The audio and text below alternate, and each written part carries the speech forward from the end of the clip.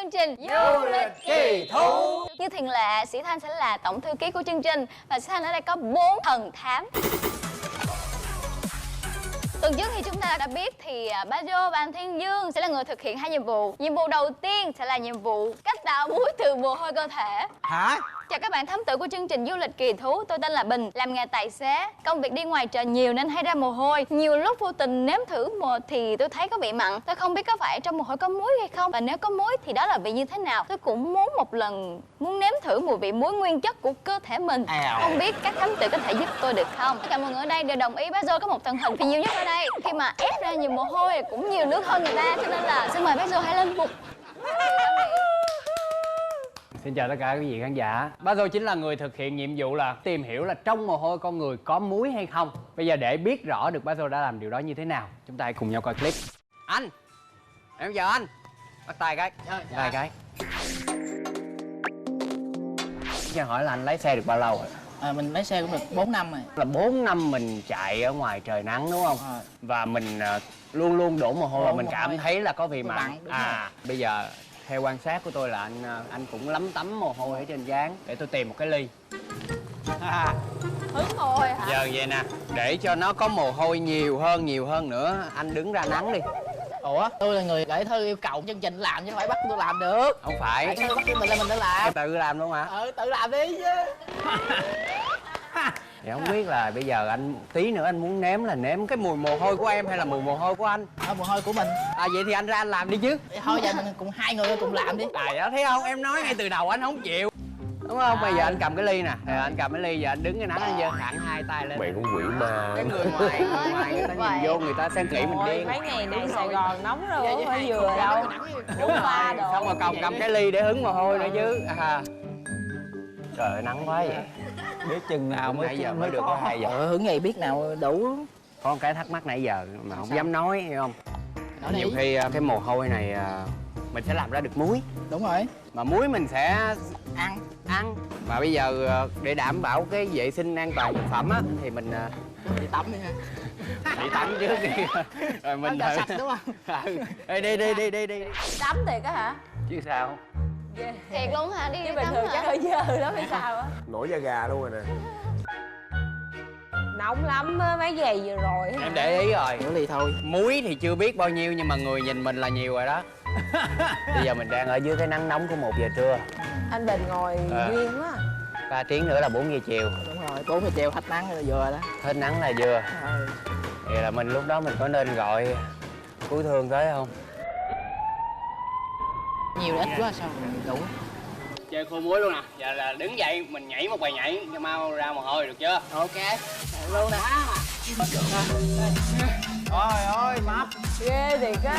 Anh nghĩ sao em nói em vậy bây giờ anh nhìn lại mình đi. Tôi tự biết. Đi rồi.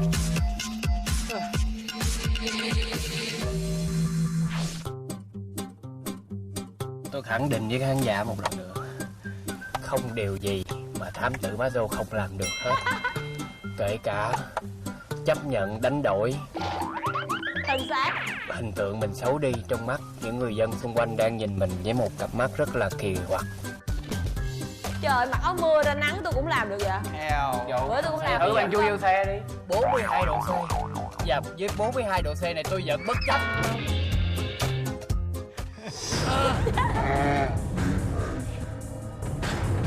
Đi đâu vậy? Xông hơi hả? Tôi thích. Cứ hành hạ bao giờ đi. Mà kinh khủng á. Hãy tự nhiên bước xuống cái làm như nó nóng quá, nó thay sẩm mặt mày em bị tụt muối anh ơi. Thử nghiệm thử thách đó, em nghĩ là anh sẽ giúp em cõng anh em lên đó đi. Chứ em đi không được. Chứ em đợi mà Bây giờ tháo mưa đi, nó nằm ở trong người á. chứ em đợi mà quá anh ơi. Tháo áo mưa ra là Cái gì tôi vẫn không làm được. Đừng kêu Lan Trinh, đừng kêu Sĩ Thanh, đừng kêu Thiên Dương, cũng đừng kêu Mai Lan. Kêu tôi, nhớ kêu tôi. Vì cái điều mà giải đáp thắc mắc cho anh tôi sẽ làm. Chúng tôi đang đứng trên ngã ba, nó là từ ngã ba. mồ hôi ngã ba. Và xung quanh tôi lầu cục nóng máy lạnh. Phía trên là mái tôn. Các bạn cũng hiểu được một điều là nó hấp nhiệt cỡ nào, nó nóng cỡ nào. Ủa, bao giờ hy sinh Nhiệt mình độ thiệt. bây giờ Quá tội nghiệp Bajo rồi. Giảm 2 kg hả? y chang nhiệt độ trong sẽ Thiệt không? tôi tin rằng một điều là ngay thời điểm bây giờ khi tôi lột áo mưa này ra sẽ có đủ một cái lượng mồ hôi để nấu thành muối, và bây giờ tôi sẽ làm điều đó để chứng minh các bạn thấy. Đang dắt này, đang dắt này. Wow. Mồ hôi mình trời, cũng ghê đã quá. lấy đủ rồi. Bây giờ mình sẽ thử nấu nó lên để nó bay cái hơi nước. Những cái gì còn lại đó là tinh chất muối ha. Trước tiên là anh muốn thử của anh. Đúng rồi. Tự nhiên thấy nhợn nhợn. Chưa đâu. Chị biết muối biển mà làm ở Cần Giờ không? Tức là người ta ra biển, người ta lấy cái độ nóng của nhiệt độ mặt trời, người ta làm nóng cái xong người ta sẽ động lại, nó còn là cái muối, tinh chất muối này. Thì em cũng làm theo cái nguyên tắc đó, em lấy muối từ mồ hôi của em. Chị không tin gì ăn thử này, em mời chị. Nó an toàn tính mạng của mình.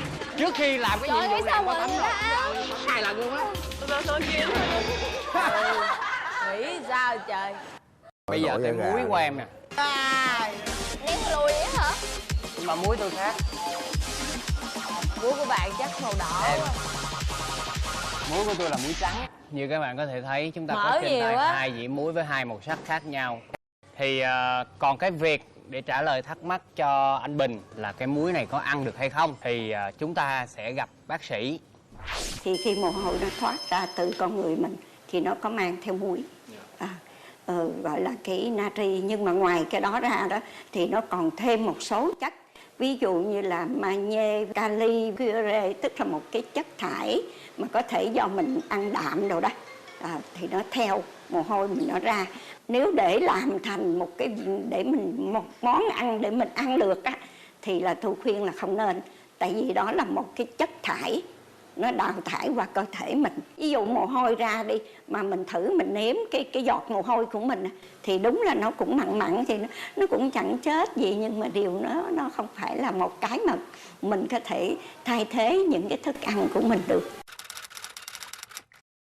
Đây là muối sạch, muối tinh khiết.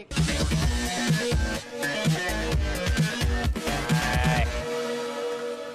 Muối bình thường ăn mặn bình thường, với ăn nhiều luôn nè, ăn tự tin luôn á. Tôi sẽ đập tiếp trứng và lấy cái muối của bản thân mình cho vào.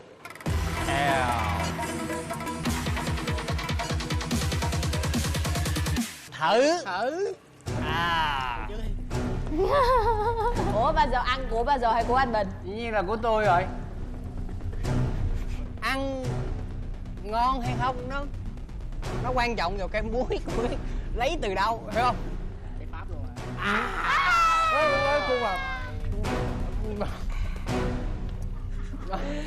Ghê quá. Á khẩu luôn rồi. Nó không mặn quá mà nó thấy gớm. Giờ cái muối của anh nè, mấy căn nè. Đó.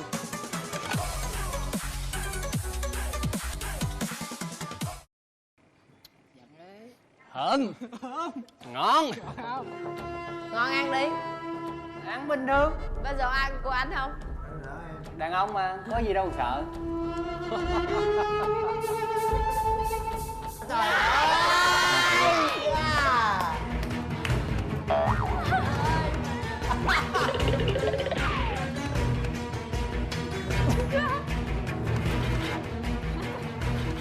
Chốt lại, tôi xin giải đáp. Mồ hôi của chúng ta có muối, và muối này có thể ăn được. Tuy nhiên, chúng ta cũng không khuyến khích làm cái điều này, bởi vì trên đời này không ai khùng mà tự mặc áo mưa ra 12 trưa đứng giữa nắng để làm ra lấy mồ hôi ra làm muối. Và chúng ta có thể đi ra chợ mua nó với giá 11.000 một ký.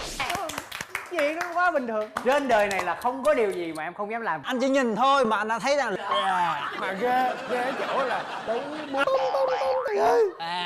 vậy là cái muối đó nó còn chua chua nữa đó. Khi em nếm em nói thiệt, công tâm mà nói là ăn y chang muối thiệt bình thường. Nó chỉ có hơn nhau ở chỗ là cái tâm lý. Khi mà ăn muối của chính bản thân mình hoặc là ăn muối của anh mình đó, cảm giác nó hơi khó nuốt Mình chút có xíu. mùi không? Khác nhau ở chỗ là có mùi tại hay vì không thôi. khi nấu lên á, cái hơi nước nó bốc lên á, nó không hề có mùi. Muối của anh Bình với muối của bao giờ giống nhau không? Không, khác nhau rõ ràng.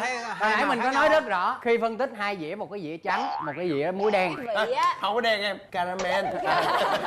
Nói chung là về tâm lý là bác Dô tự tin ăn cái muối của mình hơn. Cũng là hy sinh dữ lắm mới làm được cái thử thách đó đó. Rồi để chốt lại cho vấn đề này, mồ hôi của chúng ta có thể làm ra được muối, nhưng bác sĩ nói đó là chất thải của cơ thể mình. Ngoài ra chúng ta có thể mua được muối ở ngoài, thì tại sao chúng ta không làm? Các bạn đừng nên làm giống như tôi. Cảm ơn nhiều.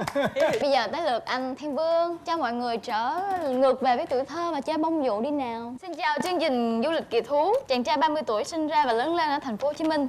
Khi tôi còn nhỏ thường được thấy các bạn mình chơi trò chơi bông dụ. Phải đi học nhiều và có phần vụng về nên gần như tôi không có cơ hội được chơi trò này. Hiện nay đã có điều kiện thì tôi lại không còn thấy ở đâu bán trò chơi này nữa. Nay tôi viết thư mong các bạn thám tử hãy giúp tôi có thể một lần tìm lại tuổi thơ của mình, ký tên Cẩm Viên. Ê, Cẩm Viên nghe quen quen vậy ta? Rõ ràng đúng rồi, không ai xa lạ, chính là thám tử Mây. Wow, Mây Mây tên Cẩm Viên. Trời ơi, tôi không ngờ trên đời này có một người đàn ông tên Cẩm Viên. Biển Phước Cẩm Viên. Thấy chưa? Cô còn biết đầy đủ tên của Mây là như thế nào mà.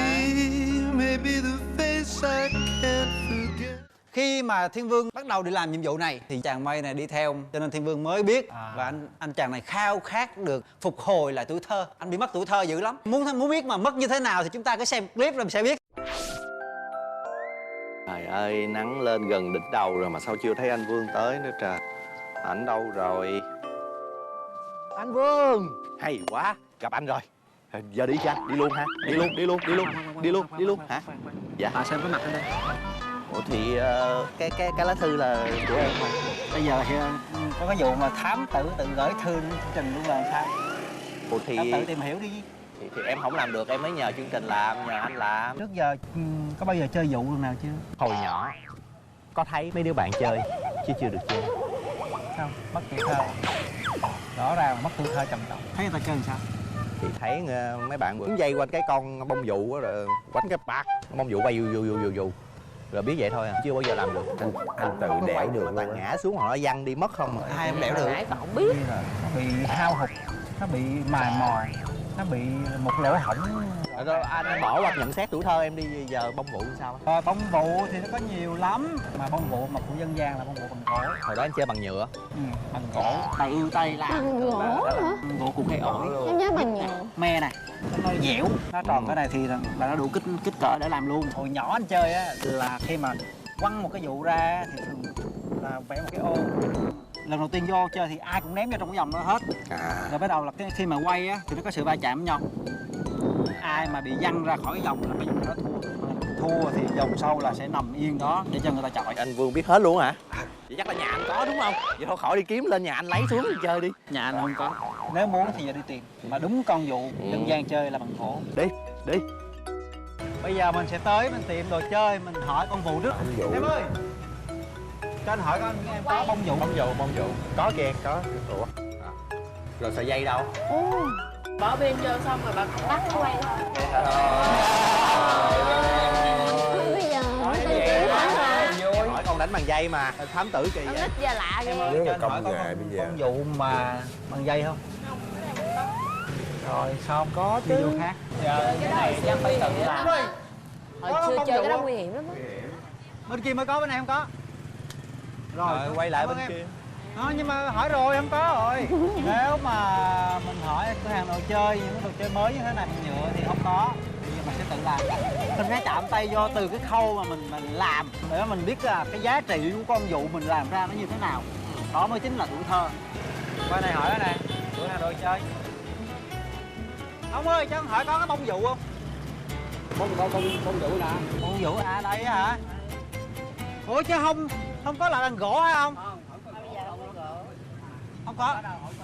Tự làm.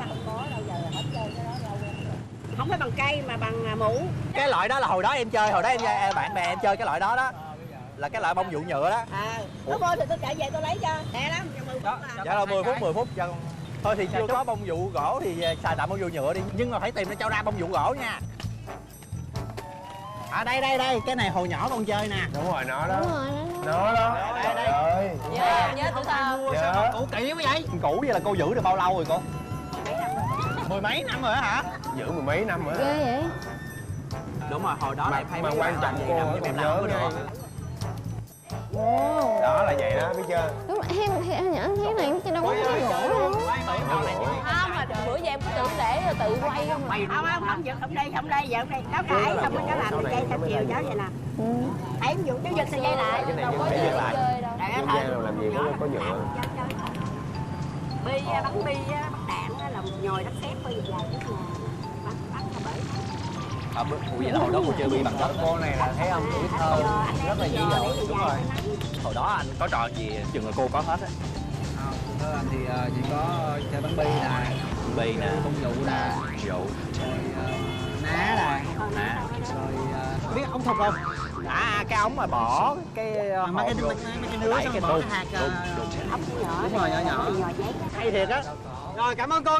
Nè, cái tuổi thơ của con nít thành phố nè đó. Cô ơi, tôi có nhờ chú ạ. Em muốn làm cái con quay á, bông vụ á, biết không? Bông vụ, hình nó gần gần giống vậy nè. Để làm giùm em rồi. Em thì đem đi người ta làm cho em làm cái này Nó được. sao anh tự làm được? Tại vì không có máy. Sao anh tự làm Máy được? tiện. Vậy á hả? Còn ngày xưa là làm Rồi, đẽo, cảm ơn anh. bắt đầu làm cho thành một cái trụ tròn, xong rồi đẽo từ xuống. Gốc ổi. Máy tiện à, máy tiện. Ổi. Chào chú ạ. Con muốn làm cái con bông vụ á. Ủa vậy hả? Anh biết làm đúng không?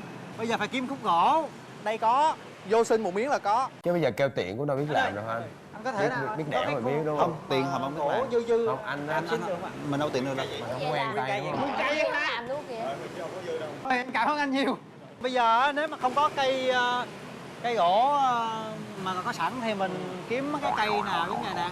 Trời ơi. Xong mình chặt mình lấy cái khúc đây cái Đừng mình nói làm. chặt cây. Em báo công an á. Không. Kiếm một cái cây chẳng hạn người ta bỏ ngoài đường. Thay vì người ta làm củi á biết không? Thì mình chặt một khúc rồi mình về mình đẽo.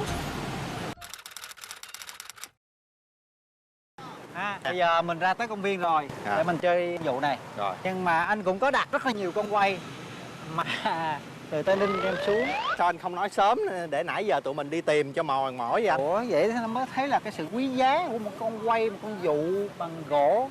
Rồi. Đây, anh Quý ơi. Chào anh. Em là người đặt mấy con bông vụ mà anh đã đem tới. Cái cọng dây của em thì mềm hơn của mấy anh. Cái này là bằng dây gì anh? Dây tím đèn. Biết tím đèn không? Cái bông vụ của anh biết để đốt đèn. một lần ra một lô. Của em của em chơi dây tim đèn. Nhưng mà cái này nó không có lỗ, sao xỏ dây qua anh? Dây dù. Mình để lên đây, mình móc qua, mình chạy lại, khéo léo thì mình làm là được thôi. Nè, như thế này cũng được. Lên. Rồi mình tiếp tục quấn tới. Ủa cái này nó bỏ bạc đạn ta. Bạc đạn chứ mới đã. Rồi chơi thử đi em. Lên. Trước là anh đẽo là đóng cái đinh vô. Em đóng cái đinh Tại vì vô cái bạc nền đạn này á luôn. là Cái đinh mà làm cho giống nên như mình là phải đẩy ngang. cái con vít dẹp á. Con nít giờ đâu có ai chịu khó chơi mấy gì. Quăng ra, Quăng rồi ra. giật lại, quăng ra, giật lại. Quăng ra giật lại. Quăng ra giật lại. Đâu rồi? Cái gì vậy? Hay. Nó vẫn quay Nếu ở đây có một kìa. cái vòng tròn á thì mình phải làm vô vòng tròn. Anh bảo lại đây là nền cứng. Em Có thấy nghĩa như là người ta có có cái biểu nền mềm diễn á. cái này chuyên nghiệp Cái đúng này không? là đất á anh. Sao chơi bông vụ đó mà phức tạp quá vậy? Quá thoải mái. Nó không có phức tạp đâu. Ở nông thôn em á, thiếu nhi nó chơi thoải mái mà không cần hướng dẫn.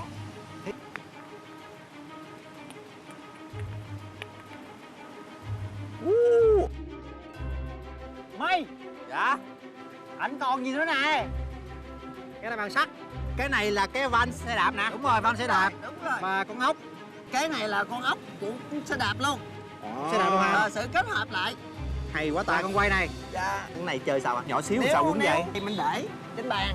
Anh thử đi anh. Ồ. Cái này ở trong phim nó gọi là con totem. Anh dùng lực nhiều vô.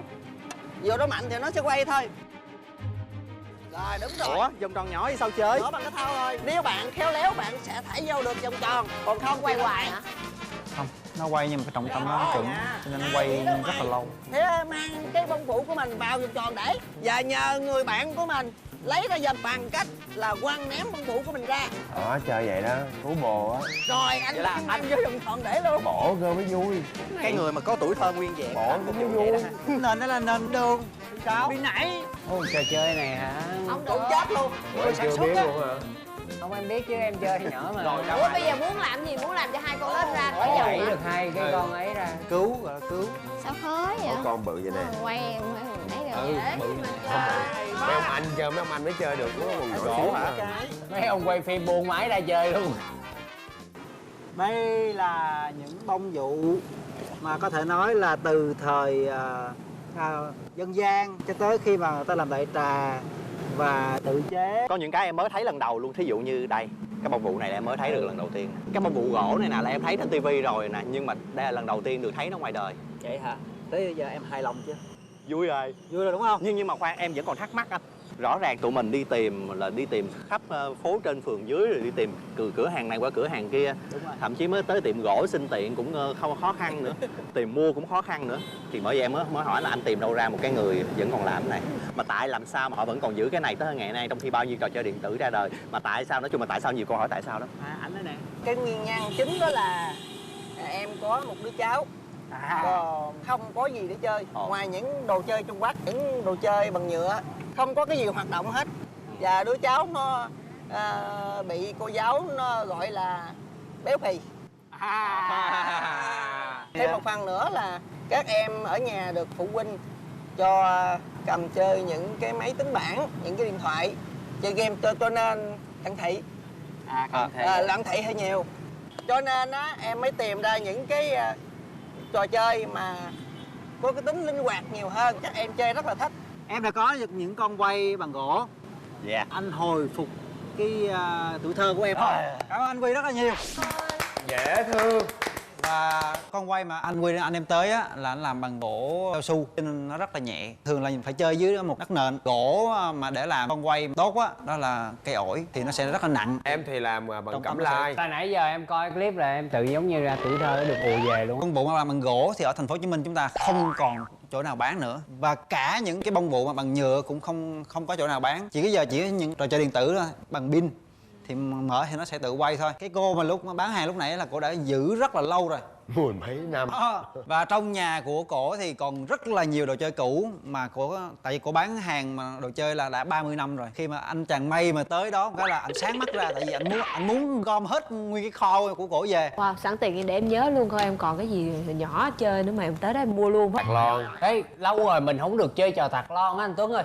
Chơi vui lắm em ơi. Những em bé bây giờ không có biết được, giống như thứ nhất về chơi nhảy lọt cò, chơi ô ăn quan, chơi những cái trò chơi mà năng động hồi xưa thì các bé bây giờ bị hạn chế bởi lúc nào cũng phụ thuộc vào máy tính bảng hoặc rồi làm cho mấy bé bị thụ động á, chơi game. Cho nên là chúng ta phải cho một tràng pháo tay cho anh Huy để mà cổ vũ ảnh vẫn giữ được món đồ chơi truyền thống nha. Nói tóm lại thì hai chuyến đi của hai thám tử lần này là hai phong cách hoàn toàn là khác biệt. Ba Vô thì mang lại một cái trải nghiệm về làm muối từ mồ hôi. Còn anh Thiên Vương thì đem một chuyến đi trở về với tuổi thơ với trò chơi bông vụ. Cho nên hai cái cho anh cảm giác là đều rất là lý thú. Còn bây giờ là phần chấm điểm coi Ba Vô và anh Thiên Vương ai sẽ là người có chuyến đi hay hơn và hấp dẫn hơn. Ban đầu sẽ là Ba Vô. Chuyến đi quá hấp dẫn thì màu đỏ, còn quá dở thì màu đen. 1, 2, 3. Nói chung là bác giờ hy sinh mà. Cái đỏ nha. Wow, chúc mừng Ba Vô. Bây giờ thì tới phần của anh Thiên Vương với trò chơi bông vụ. 1, 2, 3. Kiều Minh Tuấn là sao vậy? Một đỏ một đen. Anh lại thích như vậy quá. Tại vì nó vừa không có hấp dẫn bằng của Bazo mà nó lại gây thiện cảm cho anh nữa. Anh quyết định đi. Mấy đứa coi anh giống như là không có ở đây đi. Tôi quyết định là thay mặt anh Tuấn biểu quyết là bản đỏ. Tại vì thật sự đã giúp Bazo quay lại tuổi thơ, cảm giác mọi thứ nó ùa về. Thiên Vương cho đỏ là không phải là bởi vì Thiên Vương đi, mà Thiên Vương đã hồi phục lại tuổi thơ cho May rồi. Cho nên là Thiên Vương rất là vui với điều đó. Cái bảng đỏ dành cho May. Mà chúng ta cũng đừng có quên là cảm ơn May. Tại May đã đưa ra một nhiệm vụ cũng rất là hấp dẫn cho cả mọi người có thể quay về tuổi thơ với trò chơi bông vụ. Vậy thì tuần này chúng ta đã có thám tử của tuần đã thuộc về thám tử Bazo. Cảm ơn Bazo. Trời ơi, Bây giờ là chất của Bazo đấy chứ. Trong lúc hồi nãy thì Sĩ Thanh nhận được một cuộc gọi cấp bách của một bác. Có một động vật hoang dã lọt vào nhà của bác. Tình thế rất là cam go hiểm cho bác cần một thám tử đến nhà bác ngay lập tức để có thể giúp bác bắt con thú đó đưa trở lại về rừng. Ở đây cấp bách quá, Sĩ Thanh đã đưa May. May là một người lúc nào cũng phục vụ hết sức tận tâm. Tại sao lại không chọn anh? Về thú là phải đưa tôi. Đây là một nhiệm vụ hết sức là nguy hiểm, nặng nề, cam go. Đúng. Cho nên nhìn những người có mặt ở đây, Sĩ Thanh không an tâm. Nó nguy hiểm thì phải cho những người mà am hiểu, hiểu không? Trời Nói ơi, chung chết là rồi. một con thú hoang dã thì phải Nếu vậy là chết mày rồi. Với hy vọng May sẽ thực hiện thật tốt nhiệm vụ lần này. Và cái nhiệm vụ thứ hai mà San muốn giao ở đây là một nhiệm vụ phá cách. Thám tử nào ở đây xung phong làm một cái nhiệm vụ gì đó hết sức là sáng tạo, không nằm trong chủ đề nào. Đây. Hả? Anh nhanh vậy luôn? Có. Anh biết là có một nơi mà nó xảy ra những cái điều rất là kỳ lạ và họ sử dụng những cái phương pháp kỳ lạ để mà chơi. Em nghe là em thấy kỳ lạ rồi đó. Cho nên em muốn nó kỳ lạ thì anh phải cho anh đi thực hiện nhiệm vụ đó. Anh phải bật mí cái chuyện kỳ lạ nó là cái chuyện gì? Cái chuyện kỳ lạ đó là nó rất là quen thuộc.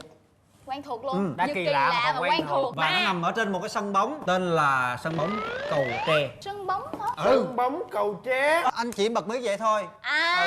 Tức là anh Thiên Vương sẽ bật mí ở phút cuối cùng vào tuần sau. Nếu tất cả các bạn khán giả mà muốn xem một là May sẽ thuần hóa cái thú hoang của trong nhà của bác kia như thế nào và anh Thiên Vương sẽ làm một chủ đề hoàn toàn đặc biệt và hấp dẫn thì hãy đón xem vào tuần sau nhé. Còn bây giờ thời lượng chương trình đã hết rồi. Các bạn hãy bật HTV7 vào lúc 22h40 thứ năm hàng tuần để coi Du lịch kỳ thú nhé. Và nếu các bạn bỏ sót một số nào trên TV thì có thể theo dõi qua kênh YouTube của MCV Media. Đừng quên nhấn nút subscribe. Còn nếu như có các bạn khán giả có bất kỳ những cái điều mà mình đang thắc mắc cần đòi hỏi chúng tôi khi khám phá thì hãy gọi ngay về hotline số 0989 089 413 hoặc có thể inbox cho chúng tôi vào fanpage của chương trình Du lịch kỳ thú. Còn bây giờ thì sao mọi người? Xin chào và hẹn gặp lại. Chương trình do Đài Truyền hình Thành phố Hồ Chí Minh cùng công ty MCV hợp tác sản xuất.